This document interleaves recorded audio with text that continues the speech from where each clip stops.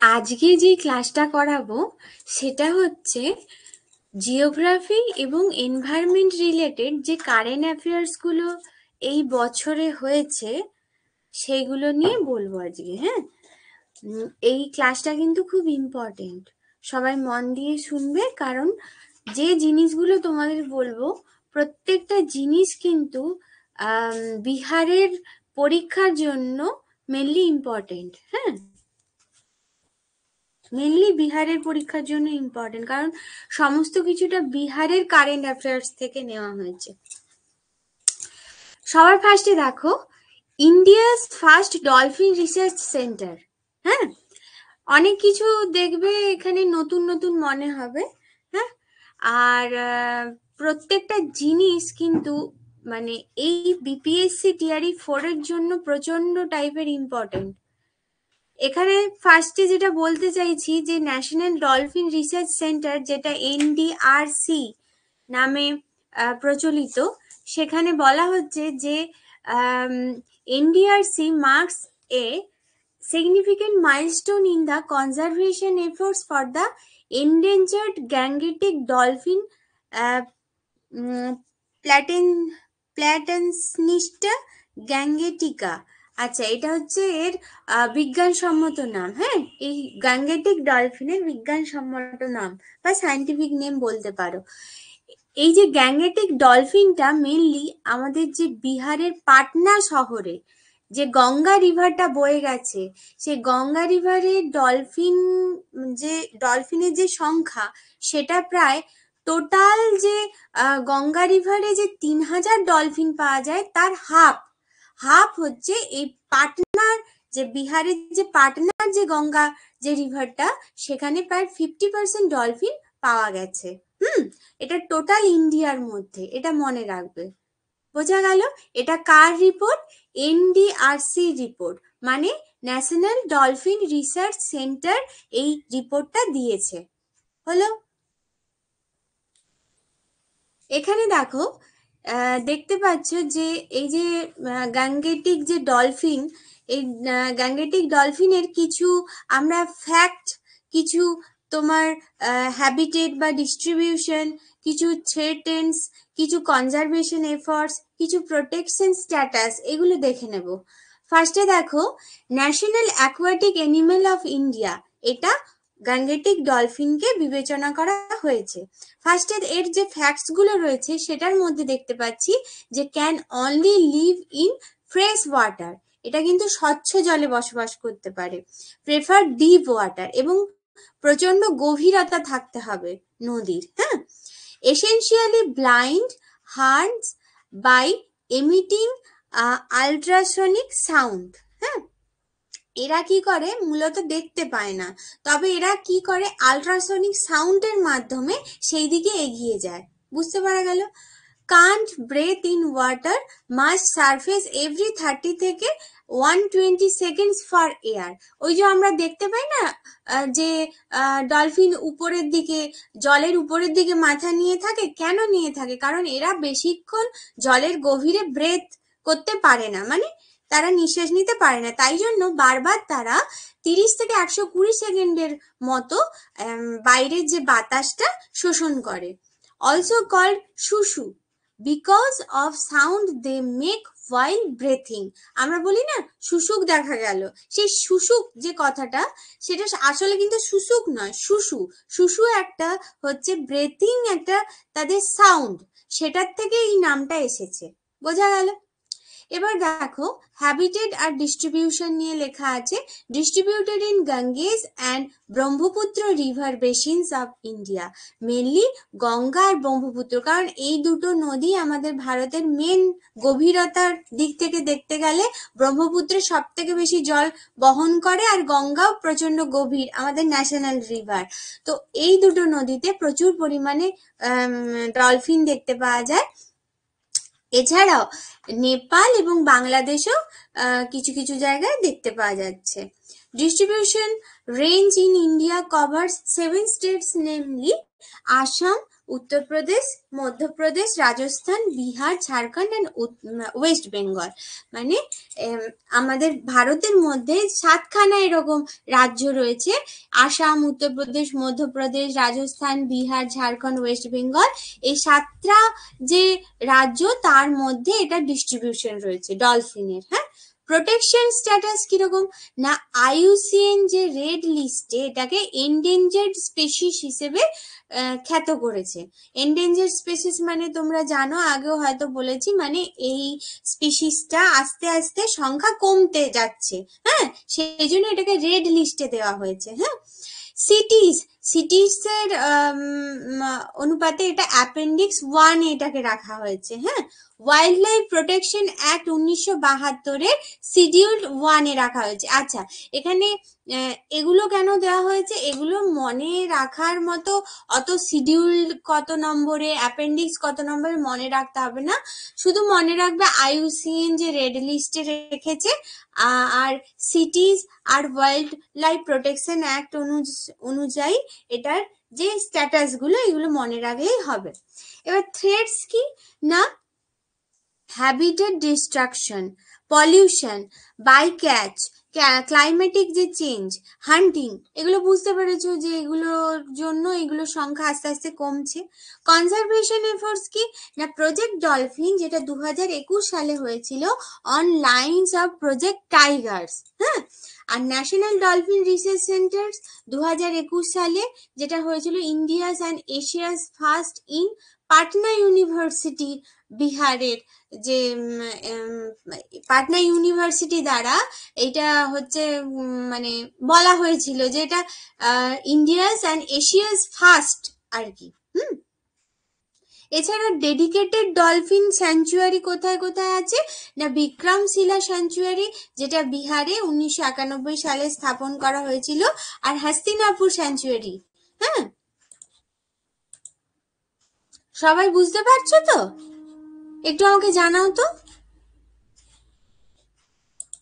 এইটুকু যে পড়ালাম ডলফিন নিয়ে সবাই বুঝতে পারলে তো? আমাকে একটু জানাও।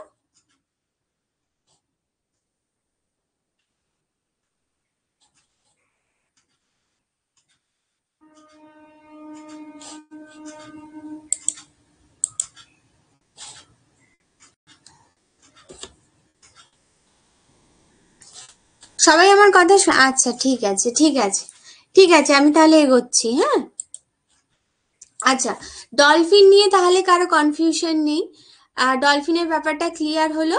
এবার আমি অন্য টপিকে যাচ্ছি, ভালো করে শোনো। দেখো, cat snake spotted in Valmiki tiger reserve. Cat snake spotted in Valmiki tiger reserve মানে বাল্মীকি টাইগার রিজার্ভ যেটা বিহারে রয়েছে, সেখানে ডিসকভার হয়েছে ক্যাট স্নেক নামে একটা সাপের। হ্যাঁ, দ্য কমন ক্যাট স্নেক যেটা বৈগা ট্রিগোনাটা নামে পরিচিত, a rare and minimally venomous species was recently discovered in Bihar's Valmiki Tiger Reserve.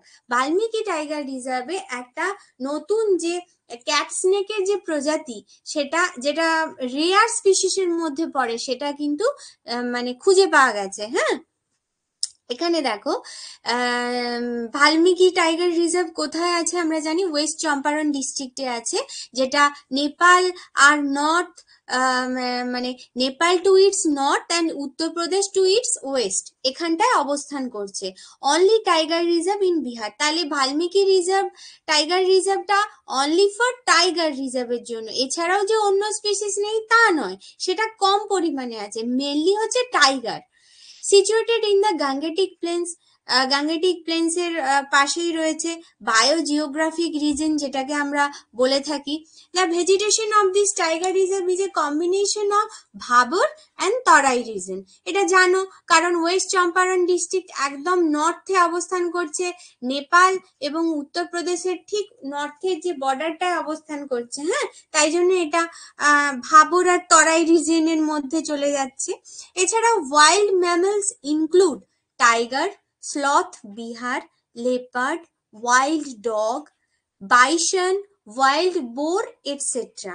ঠিক আছে, মানে এছাড়াও যে বিভিন্ন যে বন্য যে প্রাণীগুলো দেখতে পাওয়া যায়, টাইগার তো রয়েছে, তার সাথে সাথে কিছু বিয়ারও দেখতে পাওয়া যাচ্ছে, মানে ভালুক, কিছু লেপার্ড আমরা দেখতে পাই, কিছু ওয়াইল্ড বন্য কুকুর দেখতে পাই, বাইসন দেখতে পাই, বাইসন মানেই জানো সবাই মহিষ, ওয়াইল্ড বোর দেখতে পাই। হ্যাঁ, রিভার গন্ডক, পান্ডাই, ম্যানোর, হারহা, মাসান অ্যান্ড যেটাকে বলে ভাপসা, ভাপসা flow.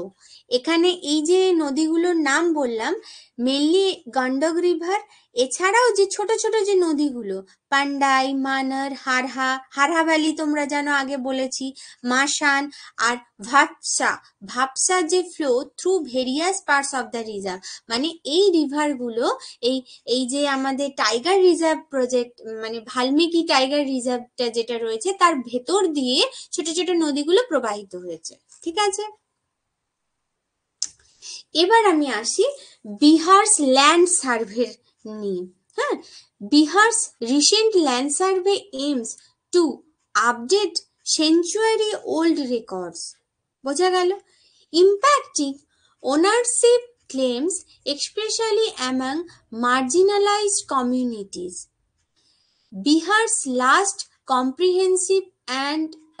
comprehensive land survey dates to the British period in 1910 থেকে 1911 with partial attempts made in 1967 থেকে 1980. The current survey initiated in 2013 aims to cover all 45,000 revenue villages by 2025. আমি বলে দিচ্ছি এখানে কোনটা মনে রাখবে। দেখো, এই যে এত কথা লিখেছি তার মাঝখানে শুধু এখানে এটা মনে রাখবে যে কারেন্ট যে সার্ভে করা হয়েছে বিহারে, যেটা 2013 সালে হয়েছিল, সেখানে aims to cover all 45,000 revenue villages by 2025, যেখানে 2013 সালের সার্ভেতে দেখা গিয়েছিল যে 2025 সালের মধ্যে প্রায় 45,000 মৌজা কিন্তু এখানে বিহার, মানে বিহারকে কেন্দ্র করে প্রায় 45,000 মৌজা কিন্তু গড়ে উঠবে। ঠিক আছে, এছাড়া বিহারসের last comprehensive land survey dates to the British period in 2010, এই 1910 থেকে 1911 মধ্যে যে লাস্ট ল্যান্ড সার্ভে, যে ব্রিটিশ পিরিয়ডে যেটা ল্যান্ড সার্ভে হয়েছিল সেটার পিরিয়ডটা হচ্ছে 1910 থেকে 1911। এছাড়াও যে পার্সিয়াল অ্যাটেম্পটস হয়েছিল সেটা 1967 থেকে 1980-র মধ্যে। হ্যাঁ, আরেকটা মনে রাখবে, historical documents many written in Kaithi script. Kaithi script হচ্ছে যেমন মনু স্ক্রিপ্ট আছে, এরকম একটা কাইথি স্ক্রিপ্ট বলে একটা বিহারের একটা হিস্টোরিক্যাল স্ক্রিপ্ট আছে, যেই স্ক্রিপ্টে বিভিন্ন ঐতিহাসিক যে ডকুমেন্টস গুলো লেখা হয়েছিল। হ্যাঁ, আচ্ছা, এখানে তোমরা ডানা বলে যে সাইক্লোনটা চেনো, যেটা হয়ে গেছে, সেটা মেনলি কোথায় কোথায় এফেক্ট করেছিল বিহারের, সেটা হচ্ছে পাটনা, গয়া, এছাড়াও আদার যে নিয়ার যে রিজনগুলো আছে সেগুলো কিন্তু রেনফল ছোটখাটো ঝড় এটা পেয়েছিল, কিন্তু মেনলি যেটা প্রভাবিত এলাকা হয়েছিল পাটনা, গয়া, এই এলাকা দুটো। এখানে দেখো, the India meteorological department IMD has issued a yellow alert. Yellow alert দিয়েছে, এখানে কতগুলো কালার দিয়ে আমি একটা চার্ট বানিয়ে দিয়েছি, যে চার্টের মধ্যে দেখা যাচ্ছে সবুজ, হলুদ, কমলা আর একদম লাল। এখানে বিভিন্ন কালারগুলো ইন্ডিকেট করছে কিরকম ওয়েদার যে কন্ডিশন হবে, কিরকম সেখানকার আবহাওয়া যে প্রভাবটা হবে সেগুলো এখানে কিন্তু বলে দিচ্ছে। ফার্স্টে দেখো, সবুজ কালারটা দেখাচ্ছে যে নো সেভিয়ার ওয়েদার এক্সপেক্টেড। হ্যাঁ, keep up to date with latest forecast. এখানে কিন্তু সবুজটা কোনো রকম সেভিয়ার ওয়েদার কিন্তু দেখাচ্ছে না। তারপরে যেটা হলুদ হয়ে যাচ্ছে সেটা দেখাচ্ছে যে remain alert and keep up to date with latest forecast. মানে হলুদটা কি হচ্ছে, হালকা ইয়েলো অ্যালার্ট। ইয়েলো অ্যালার্ট বলে না, মানে একটু হালকা ভাবে বলে দেওয়া হচ্ছে যে আবহাওয়াটা খারাপ হবে। তারপরে দেখা যাচ্ছে বি প্রিপেয়ার্ড, মানে এর মানে বোঝা যাচ্ছে যে মানে খুব একটা মানে ঝড় উঠতে চলেছে বা সবাইকে প্রিপেয়ার্ড হয়ে থাকতে হবে, সেটা হচ্ছে অরেঞ্জ অ্যালার্ট। আর যেটা লাল অ্যালার্ট, যেটাকে রেড অ্যালার্ট বলা হয়, সেটা হচ্ছে টেক অ্যাকশন। মানে সবাইকে ধরো উপকূলবর্তী এলাকায় যারা বসবাস করে সেখান থেকে তাদের যে ভালো স্থানে নিয়ে যাওয়া, সেখানে রাখা, এছাড়া সবাইকে অ্যালার্ট করে দেওয়া যে কেউ ঘর থেকে বেরোবে না, রাস্তায় বিভিন্ন ইলেকট্রিক বা বিভিন্ন গাছপালা পড়ে যেতে পারে, সেইটা হচ্ছে রেড অ্যালার্ট সূচক। বোঝা গেল? আচ্ছা, এবার দেখো classical language demand for Maithili. Maithili ভাষাটা জানো যে বিহারের মৈথিলি ভাষাটা একটা খুব পুরনো একটা ভাষা, যেটাকে ক্লাসিক্যাল ল্যাঙ্গুয়েজের স্ট্যাটাস দেওয়ার জন্য বলেছে। রিসেন্টলি দ্য জনতা দল party in Bihar has formally demanded the Indian government grant classical language status to Maithili. Maithili ভাষাটাকে ক্লাসিক্যাল ল্যাঙ্গুয়েজের দরজা দেওয়ার জন্য তারা আবেদন করেছে। The term Indian classical languages or CMOG refers to languages with a long history and a rich Literary legacy. মানে এই যে ক্লাসিক্যাল ল্যাঙ্গুয়েজ কাদেরকে বলা হয়, কেন এদেরকে ক্লাসিক্যাল ল্যাঙ্গুয়েজের আন্ডারে ধরা হয়? কারণ এদের একটা পাস্ট হিস্ট্রি আছে, একটা ঐতিহাসিক তাদের একটা ছাপ আছে, যেটা কিন্তু বহু বছরের পুরনো। সেটাকে আমরা ক্লাসিক্যাল ল্যাঙ্গুয়েজ বলতে পারি। যেমন সংস্কৃত, সেটাও একটা, আমরা হিন্দু যে ধর্ম যখন শুরু হয় তখন থেকেই আমরা কিন্তু এই সংস্কৃত ভাষার প্রচলন জানি। তো সেই জন্য সেটাকে যেমন ক্লাসিক্যাল ল্যাঙ্গুয়েজের দরজা দেওয়া হয়েছে, তেমনি মৈথিলিটাও সেরকম। এরকম কিন্তু 11 languages are recognized as classical languages in India। এখানে কিন্তু দেখা যাচ্ছে ভারতে প্রায় 11টা ল্যাঙ্গুয়েজকে এরকম ক্লাসিক্যাল ল্যাঙ্গুয়েজের দরজা দেওয়া হয়েছে। তার মধ্যে দেখো আমি এখানে ছক করে দিয়েছি যে 11 ল্যাঙ্গুয়েজেস আছে, তার মধ্যে ফার্স্টে আছে তামিল, তারপরে সংস্কৃত, তারপরে তেলেগু, কান্নাড়া, মালায়ালাম, উড়িয়া, মারাঠি, বেঙ্গলি, পালি, প্রাকৃত, আসামিজ। তাহলে এখান থেকে কোশ্চেন হতে পারে সবার প্রথম কোনটা হয়েছিল? তামিল। আবার এখান থেকে কোশ্চেন হতে পারে 2024 সালে কটা ল্যাঙ্গুয়েজকে ক্লাসিক্যাল ল্যাঙ্গুয়েজের দরজা দেওয়া হয়েছে? সেখানে কিন্তু কটা হবে? 6টা। ঠিক আছে, সরি 5টা হবে। আর সবার শেষ কোনটাকে দেওয়া হয়েছে? আসামিজটাকে। হলো?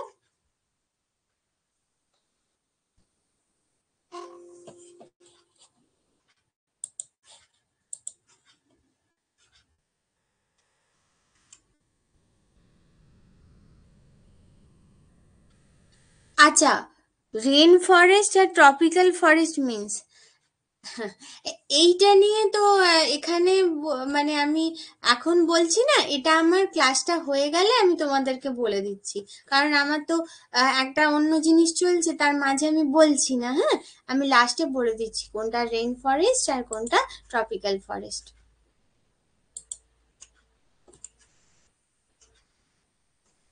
আচ্ছা, এবার আসছি বিহারস অ্যানুয়াল ফ্লাড ক্রাইসিস।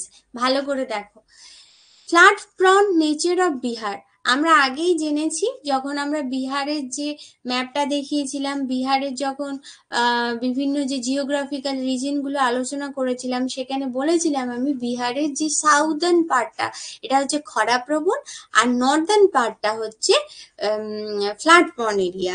এখানে সেটা লেখা আছে, দেখো যে Bihar is India's most flood prone state, এটা জানো সবাই, with 76% of north Bihar population affected. মানে 76% বিহারের যে পপুলেশনের 76% নর্থ বিহার পপুলেশনটা এফেক্টেড হয় এই ফ্লাডের জন্য। The reason is crisscrossed by both snowfed and rainfed rivers, increasing flood risk. এখানে মনে রাখবে যে Bihar mainly Nepal with Himalayan rivers, যে কোশি, গন্ডক, বাগমতী, এই হিমালয়ান যে রিভারগুলো কোশি, গন্ডক, বাগমতী, অর্থাৎ নেপালের কাছ থেকে যে রিভারগুলোর উৎপত্তি হয়েছে, সেই রিভারগুলো প্রচুর পরিমাণে পলি বালি এগুলো তো বহন করে নিয়ে আসে, এবং সেগুলো যখন রিভার বেডে তারা জমা করে ফেলে এবং প্রচুর পরিমাণে জলের প্রবাহমানতার জন্য সেগুলো দুদিকে ছাপিয়ে দুদিকের উপকূলকে কিন্তু বন্যাগ্রস্ত করে ফেলে।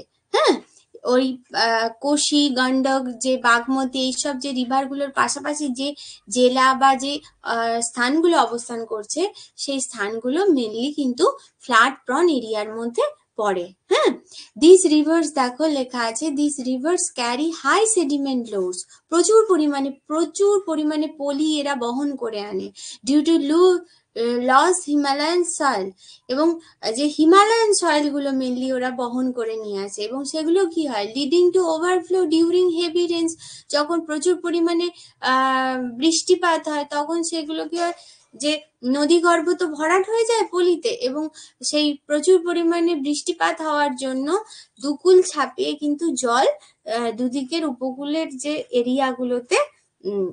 এরিয়াগুলোকে ক্ষতিগ্রস্ত করে ফেলে। হলো?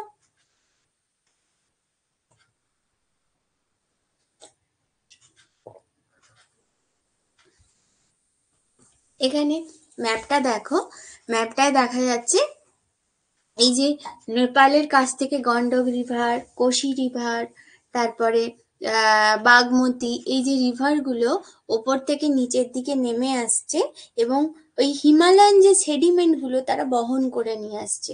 তো আমরা এখানে দেখতেই পাচ্ছি, দেখো নর্দার্ন পার্ট অফ বিহারটা প্রচুর পরিমাণে এই যে রিভার দ্বারা তো প্রচুর প্রবাহিত, এখানে রিভারগুলো তো প্রচুর পরিমাণে প্রবাহিত, আর এখানকার রিভারগুলোতে জলের যে প্রবাহমানতা সব সময় বজায় থাকে, সেই জন্য জলের যে পরিমাণটা এখানে সবসময় বেশি, কখনো শুকায় না। কিন্তু সাউদার্ন বিহারে গেলে দেখতে পাবে যে বিহারে যেহেতু মাঝখানের রিজনটা, এই মাঝখানের রিজনটা হচ্ছে একটু নিচের দিকে, আর এই দিকে তো উপকূলীয় এরিয়াটা আছে, এই উপদ্বীপীয় যে বিহারটা আছে, এই উপদ্বীপীয় বিহারটা উঁচু, আবার উপরের দিকে দেখা যাচ্ছে হিমালয়ান পাটটা উঁচু, কিন্তু বিহারের যে মধ্যবর্তী যে রিজনটা, যেখান থেকে গঙ্গা প্রবাহিত হয়েছে, সেটা কিন্তু একটু নিচু।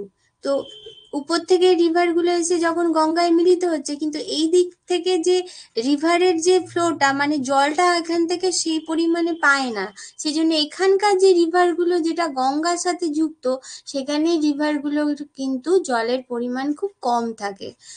উত্তর দিকের রিভারের জলের প্রবাহমানতা সবসময় বজায় থাকে, সেই জন্য মেনলি বন্যা কবলিত এরিয়াটা হচ্ছে নর্দার্ন বিহার।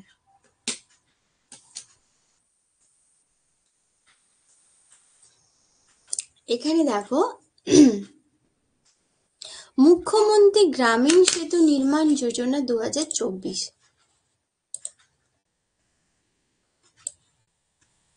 না দেওয়া হয়নি, দেওয়ার জন্য মানে পাঠানো হয়েছে, আবেদন করা হয়েছে, মৈথিলিটা এখনো ক্লাসিক্যাল ল্যাঙ্গুয়েজের দরজা পায়নি।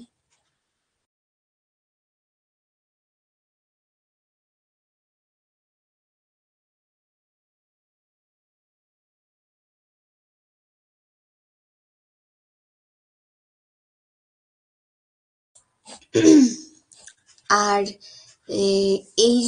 এইগুলো তো কারেন্ট অ্যাফেয়ার্স, মানে হয়নি, যখন হবে সেটাও আবার একটা কারেন্ট অ্যাফেয়ার্স হয়ে যাবে। এটা কেন কারেন্ট অ্যাফেয়ার্স হয়েছে, যেহেতু এইটার মানে একটা নতুন একটা ল্যাঙ্গুয়েজকে আবার তাদের ক্লাসিক্যাল ল্যাঙ্গুয়েজের দরজা দেওয়ার জন্য আবেদন করা হচ্ছে, সেই জন্য এটাও তোমাদের মনে রাখতে হবে, এটাও একটা কারেন্ট অ্যাফেয়ার্স এর মধ্যে, এখনো মৈথিলিটা হয়ে ওঠেনি।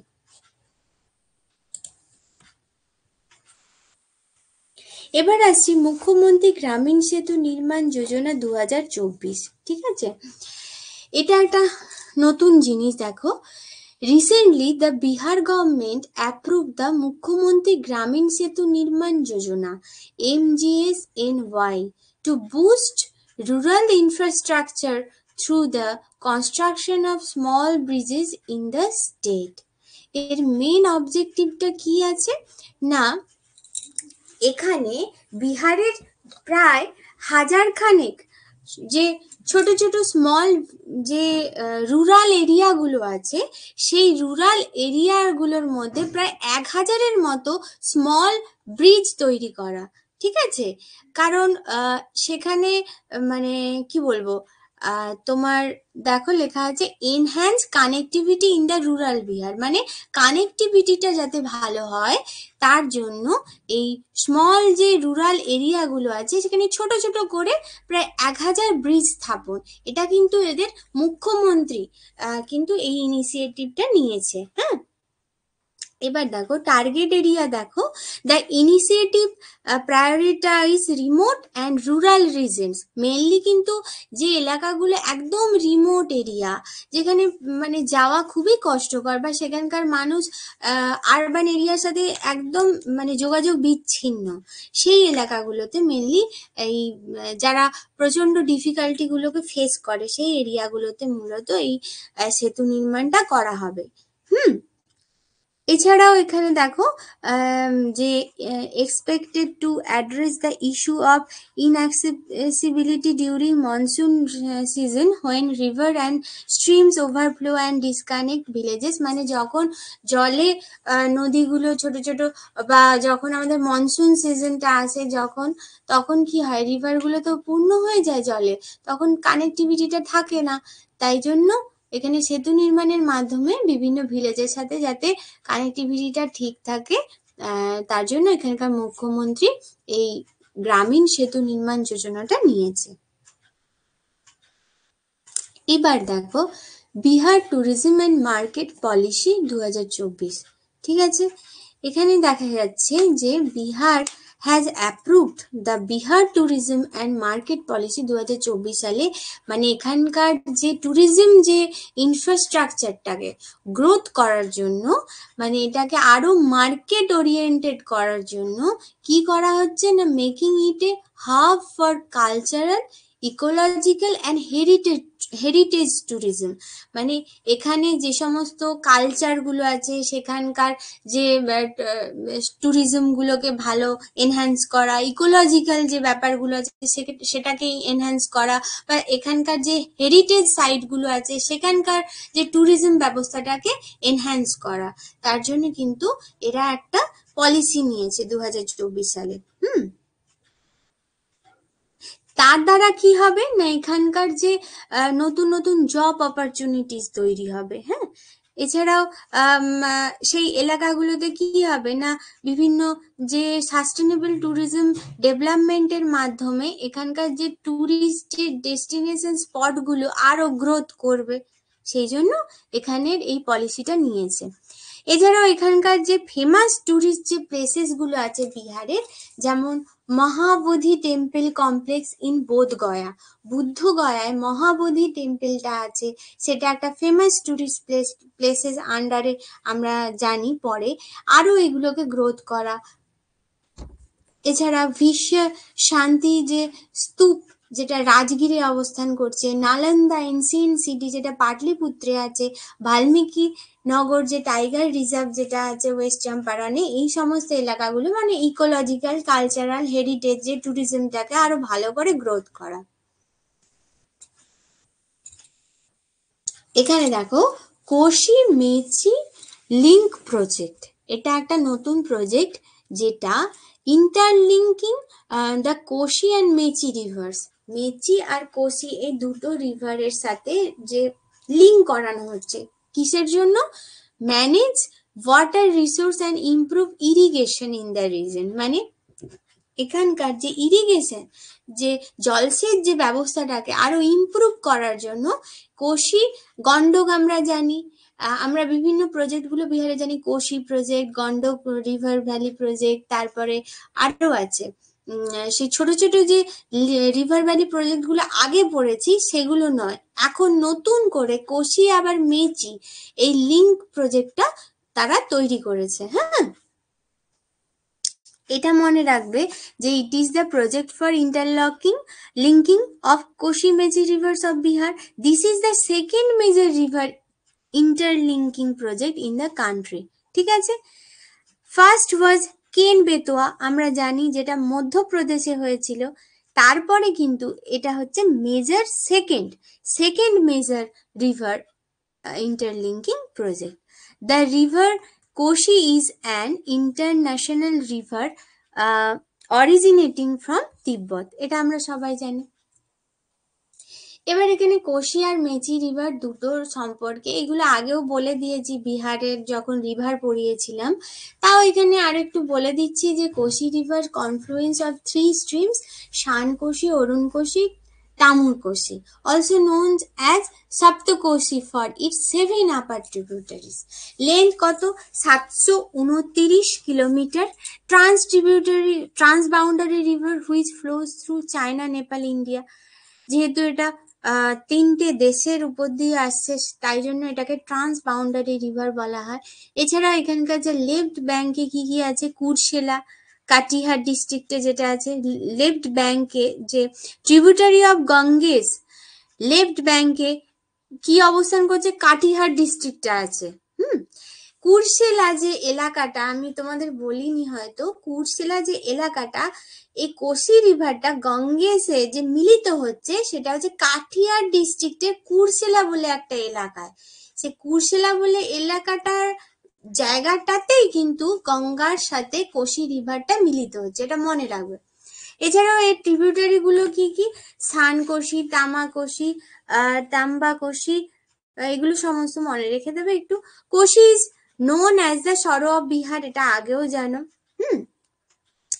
এবার হচ্ছে Mechi rivers. Mechi originates Mahabharat range থেকে, নেপালের মহাভারত রেঞ্জ থেকে উৎপত্তি হয়েছে। আর এটাও একটা ট্রান্সবাউন্ডারি রিভার যেটা নেপাল আর ইন্ডিয়ার দিয়ে এসেছে। It is a tributary of the Mahananda river. Mahananda রিভারের ট্রিবিউটারি যেটা রাইট ব্যাংকে অবস্থান করছে মেচি রিভারটা, join at Kishanganj district of Bihar. আচ্ছা, এখানে যেমন বলেছিলাম কুরশেলা ডিস্ট্রিক্ট, এই কুরশেলা কাটিহার ডিস্ট্রিক্টে কুরশেলা বলে একটা জায়গা, আর এখানে এটা হচ্ছে কিষানগঞ্জে অবস্থান করছে। কিষানগঞ্জে এইটা মহানন্দা রিভারের কাছে রাইট ব্যাংকে অবস্থান করছে, যেটা কিষানগঞ্জের কাছে মিলিত হয়েছে।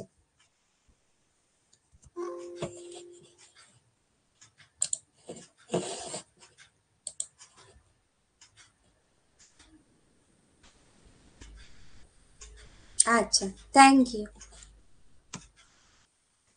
আচ্ছা, যেখানে বুঝতে পারবে না বলবে আমাকে, হ্যাঁ একটু।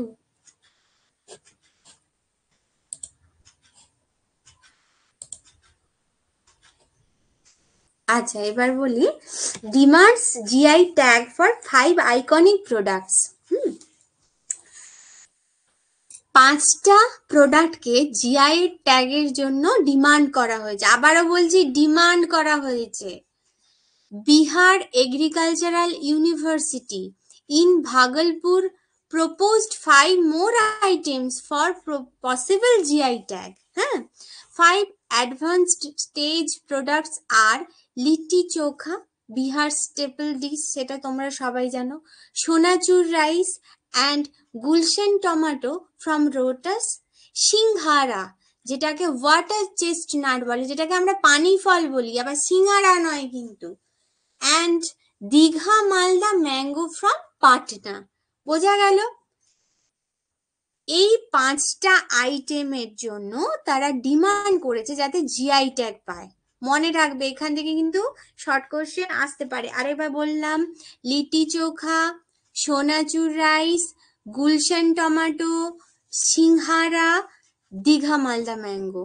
ঠিক আছে। The states with the most geographical indication tags, মানে যেটাকে জিআই ট্যাগস বলে, সেটা হচ্ছে উত্তরপ্রদেশ, কর্ণাটকা, মহারাষ্ট্র, তামিলনাড়ু, কেরালা।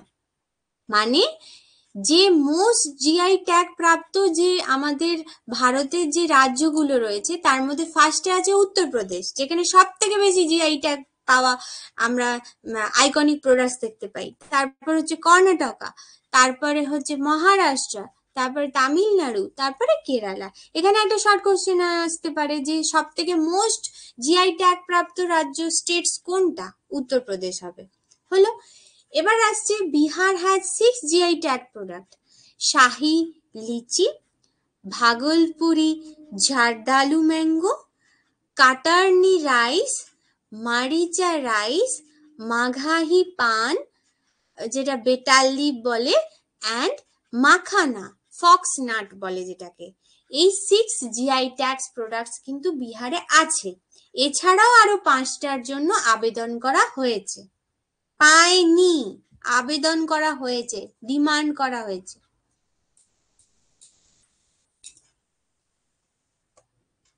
আচ্ছা, এটা আগেও বলেছি, আবারও বলছি, বিহারে একটা ফেমাস ওয়েটল্যান্ড আছে যেটাকে আমরা কানভার ওয়েটল্যান্ড বলি, বা কাবার তালও বলি, আবার কারবা তালও বলে থাকি, ঠিক আছে, যেটা বেগুসরাই ডিস্ট্রিক্টে আছে।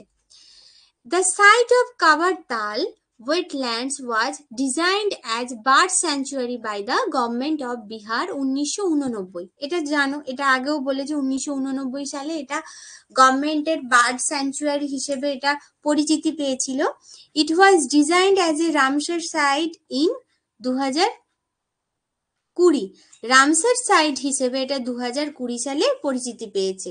Is recognised as Asia's largest fresh water oxbow, এবং এশিয়ার যে সব থেকে মানে বড় যে ফ্রেশ ওয়াটার অক্সবো লেক, মানে অশ্বক্ষুরাকৃতি হ্রদের তকমাও কিন্তু এটা 2020 সালে পেয়েছে। তাহলে কি হলো, 1989 সালে এটা বার্ড স্যাংচুয়ারি হিসেবে ডিজাইন হয়েছে, মানে গভর্নমেন্ট দ্বারা স্বীকৃতি পেয়েছিল।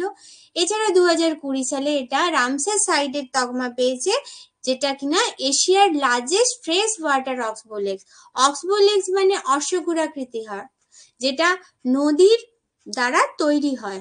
এখানে দেখো ছবিটা ঘোড়ার খুরের মতো ঠিক আকৃতিটা, যেটা পরবর্তীকালে দেখা যাবে এটা মানে ক্ষয়ীভূত হয়ে যে এই জায়গাটা আছে, এই যে যেখানটা দুটো রিভার কাছে, মানে রিভারের যে অংশটা কাছাকাছি রয়েছে, সেটা পরবর্তীকালেও জয়েন্ট হয়ে যাবে।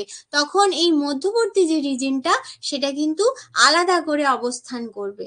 বোঝা গেল? এই জিনিসটাকে বলা হয় অশ্বক্ষুরাকৃতি হ্রদ, মনে রাখবে ভালো করে। হ্যাঁ, এটাকে বলে কাবারতাল ঝিল, কাবারতাল ঝিল বা কারবাতাল ঝিল।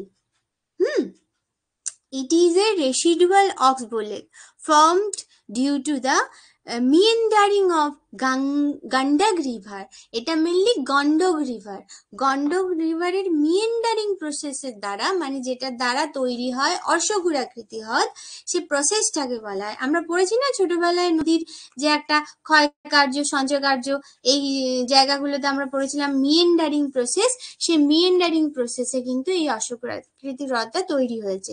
It is covering the majority of the Indo-Gangetic plains in northern Bihar। Northern বিহারে অবস্থান করছে।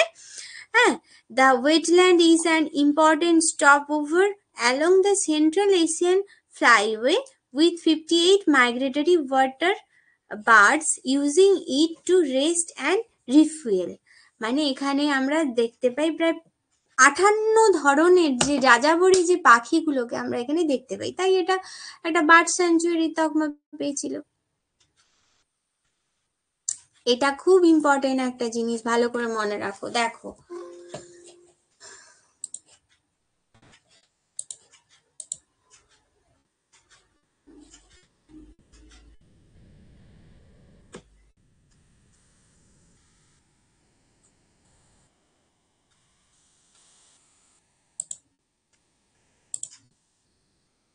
তোমাদের যা যা কোশ্চেন আমি একটু পরে বলে দিচ্ছি, এটা শেষ করে নিই তারপর।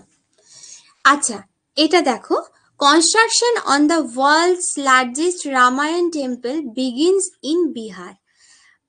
মানে ভারতের শুধু নয়, এটা বিশ্বের সব থেকে বড় রামায়ণ টেম্পল তৈরি হতে চলেছে বিহারে।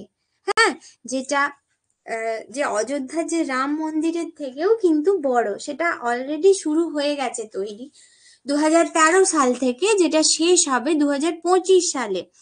The temple will be constructed in 3.76 lakh square feet land in the Kaithwalia Bahuara villages on Kesharia Chakia road in east Champaran. শুধু মনে রাখবে ইস্ট চম্পারণে প্রায় 120 কিলোমিটার ফ্রম পাটনা, যেটা পাটনা থেকে 120 কিলোমিটার দূরে, ইস্ট চম্পারণে প্রায় 3.76 লাখ স্কোয়ার ফিট এরিয়া জুড়ে কিন্তু এটা অবস্থান করতে চলেছে এবং এটা শেষ হবে expected to be complete in 2025। মনে রাখবে, ওয়ার্ল্ডস লার্জেস্ট রামায়ণ টেম্পল। এবার হচ্ছে Bihar highest lightning related deaths. আচ্ছা, বিদ্যুৎ পৃষ্ঠ হয়ে যে মৃত্যুর যে রেটটা এখানে বলা হয়েছে যে এই নিউ স্টাডি দেখা গেছে of lightning related deaths in Bihar has revealed that Sheohar, Banka, Kaimur and Kishanganj district were the most vulnerable in the state to this natural hazard, recording the highest casualty rate per million population। মানে এই যে বিহারের যে এই এলাকাগুলো শেওয়ার, বাঁকা, কাইমুর, কিষানগঞ্জ যে ডিস্ট্রিক্টগুলো রয়েছে, সেই ডিস্ট্রিক্টগুলোতে দেখা গেছে প্রচুর পরিমাণে লাইটেনিং এফেক্টের জন্য মৃত্যুর হার ভারতের অনেক এরিয়ার থেকেই বেশি, মানে সব থেকে বেশি বলা যায়। হ্যাঁ, সেই জন্য এই এরিয়াগুলোর নাম বলা হয়েছে। এখানে দেখো 96% লাইটেনিং ডেটস আর ইন রুরাল এরিয়া। রুরাল এরিয়াগুলোতে কিন্তু প্রায় 96% বিদ্যুৎ পৃষ্ঠ হয়ে মারা যাওয়ার যে পরিমাণটা বা রেটটা বেশি। এবার দেখো Bihar's greenhouse gas emission to rise 5 times by 2070। ঠিক আছে, According to the Climate Resilient and Low Carbon Development Pathway report, যেখানে দেখা গেছে যে বিহারের যে গ্রিন হাউস যে এমিশনের যে পরিমাণটা, সেটা 2070 সালে 5.2 টাইমস ইনক্রিজ করবে। বুঝতে পারা গেল? মানে এত পরিমাণ যে গ্রিন হাউস এমিশন বিহারে হচ্ছে, সেটা হচ্ছে প্রায় 5.2 টাইমস হয়ে যাবে 2070 সালের মধ্যে। When India targets to achieve net zero emission, যেখানে ইন্ডিয়া একদম গ্রিন হাউস শূন্য মানে নেট জিরো এমিশন মানে নেট জিরো এমিশনের দিকে যাচ্ছে, সেখানে বিহার কিনা 2070 সালে আরো 5-6 গুণ বেশি গ্রিন হাউস গ্যাস এমিটেড করবে। বোঝা গেল?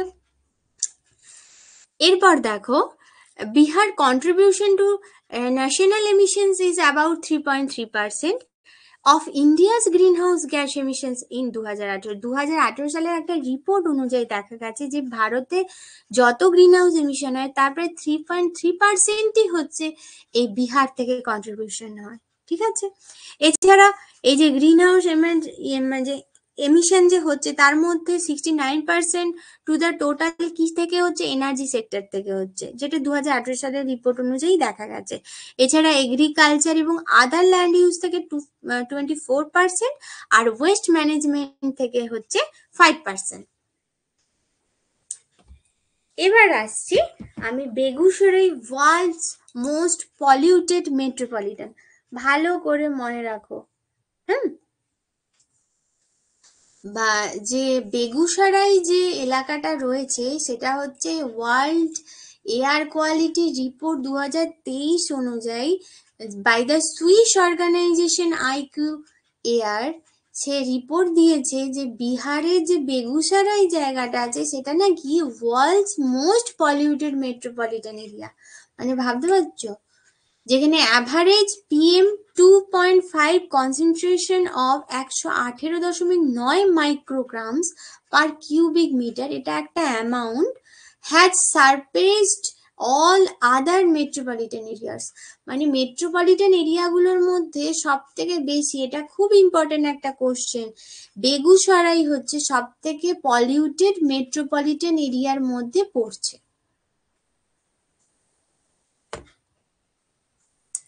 এবার আসছি নীতিশ ডিভাইস। নীতিশ ডিভাইস মানে হচ্ছে novel initiative technological intervention for safety of human rights. এইটার পুরো কথাটা শর্টে হচ্ছে Nitish device. It is an innovative pendant safe device. একটা পেন্ডেন্ট সেফ ডিভাইস, যেটা আমরা গলায় পরি, যেটাকে পেন্ডেন্ট বলে, সেরকম একটা ডিভাইস যেটা আমাদের অ্যালার্ট করবে, মানে আমাদের বলতে ফার্মারদের, কিসের থেকে না, lightning, floods, heat waves and cold waves. ঠিক আছে, এই সমস্ত যে আবহাওয়ার যে বা প্রাকৃতিক যে দুর্যোগগুলো থেকে আমাদের এই ডিভাইসটা কিন্তু রক্ষা করবে, মানে ফার্মারদের, বিহারের ফার্মারদের। এটা কিন্তু বিহার ডিজাস্টার ম্যানেজমেন্ট অথরিটি কিন্তু এটা লঞ্চ করেছে, এবং এটা ইন্ট্রোডিউস করেছে কি না, ইন্ডিয়ান ইনস্টিটিউট অফ টেকনোলজি, মানে আইআইটি পাটনা দ্বারা এটা কিন্তু লঞ্চ হয়েছে। ঠিক আছে, আচ্ছা এখানে দেখো, Bihar SDMA was set up on 6 November 2007 under section 14 of the disaster management act 2005 passed by the parliament. এটা একটু মনে রেখে দিও যে আমাদের ডিজাস্টার ম্যানেজমেন্ট অ্যাক্টটা 2005 সালে পাসড হয়েছিল পার্লামেন্ট থেকে। হ্যাঁ, আচ্ছা এখানে দেখো, rise of child marriages in Bihar. A recent study on child marriage in India highlighted an overall decrease in child marriage across the country. However, it emphasized that certain states, especially Bihar 16.7%, West Bengal 15.2%, Uttar Pradesh, তারপর মহারাষ্ট্র, মানে বিহার হচ্ছে child ম্যারেজের দিক থেকে ভারতের মধ্যে সবার ফার্স্টে, যেখানে প্রায় 16.7% চাইল্ড ম্যারেজ হচ্ছে। আর আমাদের পশ্চিমবঙ্গ খুব একটা পিছিয়ে নেই, আমাদের পশ্চিমবঙ্গ দ্বিতীয় নম্বরে আছে, যেটা 15.2%, তারপরে উত্তরপ্রদেশ, তারপর মহারাষ্ট্র। হলো, এখানে বলা হচ্ছে যে NITI Aayog has released the aspirational district ranking from April to November 2024. Muzaffarpur got the first position in the whole country in the field of health, nutrition and agriculture. বিহারের যে মুজফ্ফরপুর আছে, সেই মুজফ্ফরপুরকে ফার্স্ট পজিশনে রাখা হয়েছে, কিসের জন্য না, হোল কান্ট্রির মধ্যে, মানে গোটা ইন্ডিয়ার মধ্যে, কি দিক থেকে, ফিল্ড অফ হেলথ, নিউট্রিশন এবং এগ্রিকালচারের দিক থেকে। বোঝা গেল? এটা কিন্তু নীতি আয়োগ 6 ডিসেম্বর 2024 এর নিউজ।